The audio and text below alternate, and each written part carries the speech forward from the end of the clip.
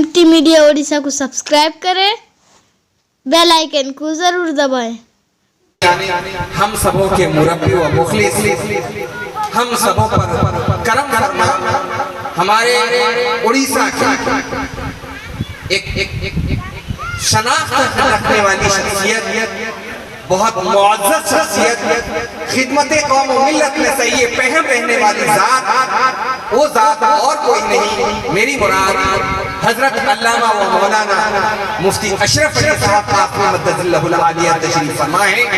मैं उनसे बड़ी अदब व एहतराम के साथ गुजारिश करूँगा कि हज़रत आली मकाम तशरीफ़ लाएँ और अपने नासिहात कलिमात से हम और आपको महसूस फरमाएँ, हमें उस पर अमल पैरा होने की तौफीक अता फरमाएँ, बगौर समाअत फरमाएँ, दिल की गहराइयों से उसको समाअत फरमाएँ और यहाँ से कुछ ले करके जाएँ आपके सामने में हज़रतुल अल्लाम तशरीफ़ फरमाएँ, बगौर समाअत फरमाएँ। अल्हम्दुलिल्लाह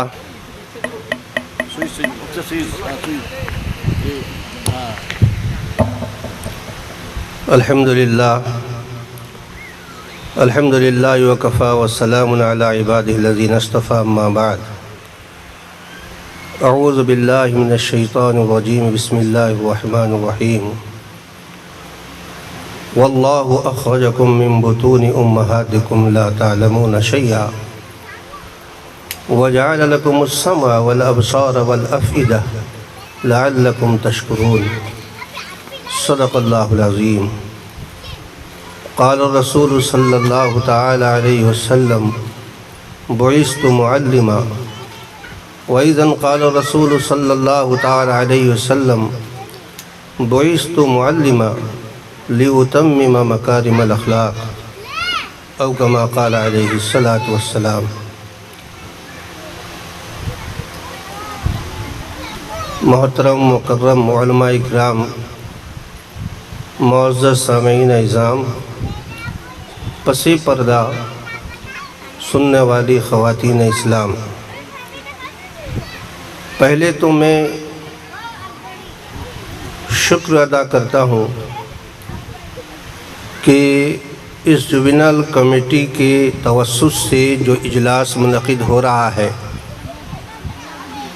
इनके ज़िम्मेदारों ने मुझ जैसे हक़ीर मुज़निब को न सिर्फ़ दावत समाअत दी, दावत ताम दी, अलावा अज़ीम ये एज़ाज़ फरमाया, करम फरमाया, नवाजिश की कि दावत सुखन कुछ बोलने का मौका भी दिया। मैं इस पर बड़ा मशकूर हूँ और ममनून हूँ।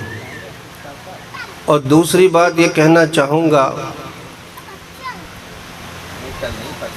इंसान बंदे इंसान बनना चाहिए, बंदे एहसान बनना चाहिए। यानी जिन लोगों ने कभी आपकी ज़िंदगी में दीनी या रूहानी एहसान किया हो, उस हस्ती को और उस इंसान को इंसान कभी फरामोश न करे, उन्हें याद रखे। आज जो मदनी ख़ानदान से हमारा आपका वास्ता है, ताल्लुक़ है, और सिर्फ़ हमारा नहीं, पूरा मुल्क हिंदुस्तान की मुस्लिम कौमियत एहसानमंद है, जिनके बड़े कारनामे हैं मुल्क की आज़ादी में, ख़ास तौर से हमारे यहाँ बसने रहने में उस कौम की कुर्बानियाँ ये रंग लाई हैं कि जो आज हम दाढ़ी टोपी चेहरे बुशरे के साथ इस मुल्क में इज़्ज़त और शौकत के साथ ज़िंदगी गुजार रहे हैं। हमारे इस उड़ीसा में जो इस कौम से हमारे रब्त का ज़रिया बना है, वो जनाब मरहूम मीर जलालुद्दीन साहब रहमतुल्लाह अलैह। वो अपने वक्त में शायद 62-63 के बाद ही से इंतहाई कसमपरसी, बेबसी, गुर्बत, हालात के नामुसाइद फ़ज़ाओं में हज़रत मदनी रहमतुल्लाह अलैह से उन्होंने ताल्लुक़ अपना जमाया اور اس تعلق کے اظہار کا طریقہ اپنایا کہ اڑیسہ کا دورہ کرایا۔ آج ہمارے درمیان نہیں ہیں، لیکن وہ ایک ذریعہ ہیں، ایک وسیلہ ہیں۔ جتنا بھی مدنی خاندان کے افراد چشم و چراغ یہاں آ رہے ہیں، دراصل اس درخت کو لگانے والا جو محسن ہیں وہ میں سمجھتا ہوں کہ جناب جلال صاحب رحمۃ اللہ علیہ ہیں۔ اللہ تعالیٰ ان کی قبر کو نور سے بھر دے۔ آمین۔ تیسری بات یہ کہنا چاہوں گا، وقت کی نزاکت ہے، ہم تمام حضرت والا کی باتوں کو سننے کے لیے بےتاب ہیں۔ مجھ سے یہ کہا گیا ہے کہ مختصر سیرت النبی علیہ صاحب صلاۃ والسلام کے تئیں کچھ چند جملے آپ کے ہو جائیں۔ بہرحال ایک دریا کو کوزے میں بند کرنے کے مترادف وقت کی نزاکت کو دیکھتے ہوئے میں نے ایک آیت قرآنی پڑھی ہے، اور اس کا ترجمہ تشریح کے لیے تو وقت نہیں ہے، لیکن یہ اس سے مناسب ہے۔ میں نے 2 حدیثیں پڑھی ہیں۔ ان 2 حدیثوں میں سیرت پاک کو سمجھنے کے لیے آپ کے ذہن کو مبذول کرنا چاہوں گا کہ اللہ کے نبی صلی اللہ علیہ وسلم اس دنیا میں کیوں تشریف لائے، آپ کو کون سا کام دیا گیا، کون سا کام جو اہم سے اہم تھا، جس کو دے کر کے اللہ کے نبی صلی اللہ علیہ وسلم کو اس دنیا میں مبعوث کیا گیا۔ اس سے پہلے انبیاء سابقین تشریف لائے، اور کون سا کام رہ گیا تھا خدا کا، جس کام کے لیے اللہ تبارک و تعالیٰ نے اپنے دست قدرت سے محبوب خدا جناب مصطفیٰ صلی اللہ علیہ وسلم کا انتخاب کیا، اور آپ کو وہ کام دے کر کے اس دنیا میں بھیجا۔ یہ حدیث اس کا جواب دیتی ہے کہ بعثت معلما، اللہ کے نبی صلی اللہ علیہ وسلم یہ مقصد بعثت کو بیان فرما رہے ہیں، مقصد رسالت کو بیان فرما رہے ہیں، مقصد نبوت کو بیان فرما رہے ہیں۔ میرے آنے کی وجہ یہ ہے کہ میں اس لیے آیا ہوں، میری جو حیثیت ہے وہ حیثیت اللہ نے یہ بنائی ہے کہ میں معلم بنا کر کے، استاذ بنا کر کے، ٹیچر بنا کر کے اس دنیا میں آیا ہوں کہ میں استاذ بن کر کے اور لوگوں کو میں تعلیم کروں، یعنی علم کو فروغ دینے کے لیے میں اس دنیا میں تشریف لایا ہوں۔ یہ کار نبوت ہے، یہ بعثت نبوت ہے، یہ مقصد نبوت ہے، یہ نبی والا کام ہے۔ نبی والا کام یہی ہے کہ میں علم کا پرچارک بن کر کے میں تمہیں علم دوں۔ اور دوسرے شارٹ لفظوں میں یہ سمجھیے کہ میں یہ نہیں چاہتا کہ قوم جاہل رہے، قوم اجٹ رہے، قوم مرک رہے، بلکہ میں یہ چاہتا ہوں میں سب کو عالم بنا دوں۔ یعنی عالم بنانے کے لیے میں اس دنیا میں تشریف لایا، جاہل بنانے کے لیے نہیں، عالم بنانے کے لیے تشریف لایا۔ تو اب ایک بات یہ ہے کہ علم سے مراد بلا شبہ اللہ کے نبی محمد صلی اللہ علیہ وسلم انجینئرنگ کی تعلیم لے کر کے نہیں آئے، اور مقصد ڈاکٹری تعلیم کو مقصد نہیں، یہ تعلیم ہے، یہ علم ہے، یہ فن ہے، یہ ہنر ہے، یہ معاش کا ذریعہ ہے، یہ کمانے کا ذریعہ ہے، یہ مفید سے مفید ترین چیزیں ہیں۔ لیکن علم حقیقی جس کو علم کہا جائے، یہ علم سے دنیاوی علم مراد نہیں ہے۔ اللہ کے نبی دنیاوی علم لے کر کے نہیں آئے، بلکہ اللہ کے نبی صلی اللہ علیہ وسلم دینی علم لے کر کے آئے۔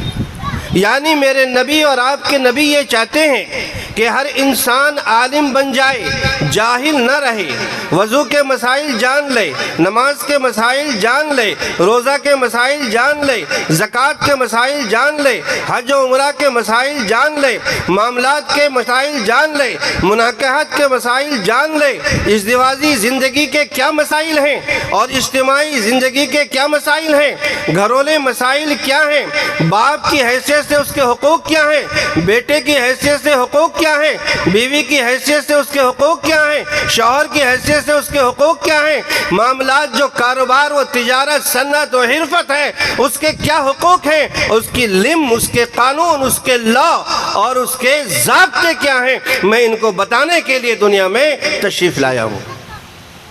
تو ایک چیز یہ ہے کہ اگر آپ کار نبوت کے قریب ہونا چاہتے ہیں اور مقصد نبوت کے قریب ہونا چاہتے ہیں، بعثت نبوت کے قریب ہونا چاہتے ہیں، تو آپ کو سب سے پہلے عالم بننا پڑے گا، اور جہالت کو، اور جہالت کی تاریکی کو، اور جہالت کی بدبو کو نکال کے پھینکنا پڑے گا۔ اس کے لیے محنت کی ضرورت ہے۔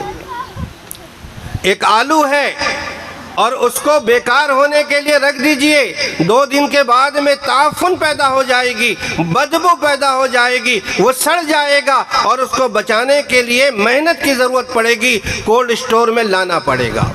اسی طریقے سے آپ کے اور ہمارے عالم بننے کے لیے محنت کی ضرورت ہے، اور مجاہدے کی ضرورت ہے، وقت لگانے کی ضرورت ہے، علماء کے قدموں میں زانوے تلمس طے کرنے کی ضرورت ہے، علماء کو اپنا بڑا ماننے کی ضرورت ہے، ان سے سیکھنے کی ضرورت ہے۔ علماء کے بغیر آپ عالم نہیں بن سکتے۔ اور دوسری چیز پیغمبر انقلاب صلی اللہ علیہ وسلم نے جو فرمائی ہے کہ میں آیا ہوں پاکیزہ اخلاق کی تکمیل کرنے کے لیے۔ میرے لفظ پر غور کیجئے، سمجھیے، پاکیزہ اخلاق جو اندر کی چیز ہے، جو اخلاق کا مادہ، جو اخلاق کے محرکات، جو اخلاق کے میٹریل اور جوہر ہمارے اندر ملکات موجود ہیں، ان ملکات کو میں تکمیل تک پہنچانے کے لیے، پاکیزہ بنانے کے لیے، مکمل کرنے کے لیے میں اس دنیا میں تشریف لایا ہوں۔ علم کو دینے کے لیے آیا ہوں اور اخلاق کو سنوارنے کے لیے آیا ہوں۔ علم کو دینے کے لیے آیا ہوں، اخلاق کی تکمیل کرنے کے لیے آیا ہوں۔ علم کو دینے آیا ہوں، اخلاق کو معتدل بنانے کے لیے آیا ہوں، اخلاق میں بیلنس مینٹین کرنے کے لیے میں آیا ہوں۔ میں آپ کو بتاؤں گا یہ اخلاق شرعی ہے اور یہ اخلاق غیر شرعی ہے۔ ہمارے اور آپ کے اخلاق سے آج جو ویسٹرن کلچر والے ہیں، جو یہ فارینر ہیں، وہ بہت اونچے اخلاق کے مالک ہیں، لیکن ان اخلاق کو یہ پیمانے میں لایا جائے گا، کسوٹی میں لایا جائے گا۔ کیا یہ اخلاق سے قرآن خوش ہے؟ کیا یہ اخلاق سے احادیث نبویہ خوش ہے؟ کیا اس اخلاق کی تائید اللہ کے نبی صلی اللہ علیہ وسلم کی سیرت سے ملتی ہے، صحابہ کی زندگی سے ملتی ہے، علماء کی زندگی سے ملتی ہے؟ اگر علماء کی طرز زندگی سے وہ اخلاق میل نہ کھائے تو وہ دھوکہ ہے، وہ اخلاق نہیں ہے۔ اخلاق کا تعارف شریعت میں الگ ہے، وہ اخلاق نبوی سے وہ اخلاق کو لینا پڑے گا۔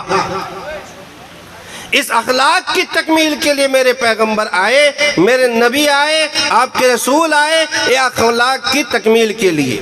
بس ایک بات مختصر یہ بتا دوں، جیسے انسان کے اندر غصہ ہے، غصہ بھی ایک خلق ہے اور ایک ملکہ ہے، ایک جوہر ہے، ایک مادہ ہے، ایک صفت ہے، اور اللہ تعالیٰ نے اس غصے کو کسی مصلحت کی بنیاد پر انسان میں رکھا ہے۔ تو غصے کو ہم غلط کہہ دیں گے؟ نہیں، غصہ غلط ہے، غصہ نہ کرو، لیکن شریعت یہ چاہتی ہے کہ غصہ بیلنس میں ہو۔ غصے کو بالکل ختم کر دینا یہ بھی شریعت نہیں چاہتی ہے، اس لیے کہ اللہ نے غصے کا مادہ انسان کے اندر پیدا کر رکھا ہے، اور غصہ زیادہ چڑھا لینا یہ بھی شریعت منع کرتی ہے۔ جہاں غصہ کی ضرورت ہو، حالات ہوں، تقاضے ہوں، ان تقاضوں میں غصے کو 100% استعمال کیا جائے گا۔ اگر کوئی محارب تمہارا دشمن ہے، دین کا دشمن ہے، قرآن کا دشمن ہے، احادیث کا دشمن ہے، اسلام کا دشمن ہے، اور میرے بھائی یہ آپس میں ٹکراؤ پیدا ہو گیا ہے، اور بالکل یہ یہ ٹکراؤ کا دن ہے تو اس ٹکراؤ کے دن میں آپ غصے کو یوز کریں گے، غصے کو استعمال کریں گے اور غصے کی بنیاد پر آپ اس کا مقابلہ کریں گے۔ یہاں غصہ چھوڑ کر کے آپ مار کھاتے چلے جائیں اور دبتے چلے جائیں اور تواضع انکساری کا بازو بچھاتے چلے جائیں، اسلام اس کو پسند نہیں کرتا۔ اور بہت فائر ہو جانا، جنون کی حد تک پہنچ جانا، پاگل پن کا غصہ خامخواہی ہو جانا، اسلام اس کو بھی منع کرتا ہے۔ تکبر ہے اور تذلل ہے، ایک طرف تکبر ہے، یہ تکبر بھی ناجائز ہے اور تذلل اس کو بھی اسلام پسند نہیں کرتا۔ اس تکبر کو بیلنس میں لانا یہ ہے اخلاق نبوی کا کیریکٹر۔ یہ اخلاق نبوی اسی چیز کو سکھاتا ہے کہ بیلنس میں آپ کے تکبر کو لائیے۔ سینہ پھاڑ کر کے چلنا، اکڑ کر کے چلنا، بازو بٹکا کے چلنا، سینہ دکھا کر کے چلنا، یہ تکبر کے ساتھ چلنا قرآن بھی منع کرتا ہے۔ لیکن اگر احادیث رسول کو دیکھا جائے تو احادیث رسول میں یہ بات نکلتی ہے کہ جہاں تکبر کے اظہار کی شریعت اجازت دیتی ہے تو وہاں تکبر کو اختیار کرنا یہی شریعت ہے۔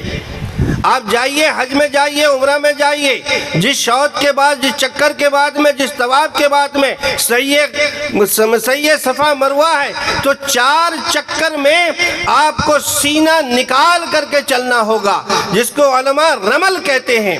بتائیے شریعت وہاں تکبر کی چال کو کیوں جائز کرتی ہے؟ میں یہ کہنا چاہوں گا کہ ہمارے اخلاق جو ہیں، صبر ہے، شکر ہے اور تواضع ہے، عاجزی ہے، تذلل ہے اور تکبر ہے، اور اسی طریقے سے ہمارے اندر جو حسد ہے، غصہ ہے، یہ ساری چیزیں بیلنس میں آ جائے۔ یہ بیلنس میں آ جائے تو اسی بیلنس میں لانے کے لیے پیغمبر انقلاب محمد رسول اللہ صلی اللہ علیہ وسلم تشریف لائے۔ خلاصہ کلام کہ مقصد نبوت، جو نبی آئے، جو کار نبوت لے کر کے، جو نبی والا کام لے کر کے، آپ ادھر ادھر نہ جائیے۔ نبی والا کام یہ ہے، نبی والا کام وہ ہے، میں نے یہ حدیثیں پڑھی ہیں، نبی والا کام یہ ہے کہ آپ کے اندر علم آ جائے۔ جو لوگ علم کے پرچارک ہیں، جو لوگ علم کو فروغ دے رہے ہیں، جو لوگ علم کے ادارے بنائے ہوئے ہیں، مدرسے چلا رہے ہیں، یہ بلا شبہ نبی والا کام، بولو میرے بھائی، کر رہے ہیں۔ اور اسی طریقے سے جو اخلاق کی تربیت اور جو خانقاہ کے لوگ کر رہے ہیں تو یہ بھی نبی والا کام کر رہے ہیں۔ ہمیں 2 چیز کو سدھار لینا ہے، علم کو بڑھانا ہے، جہالت فساد کی جڑ ہے، اور اخلاق کو سنوارنا ہے۔ وما علینا البلاغ۔ جزاکم اللہ خیرا۔ اگر ویڈیو اچھی لگی تو لائک کریں اور تمام دوستوں کو شیئر کریں۔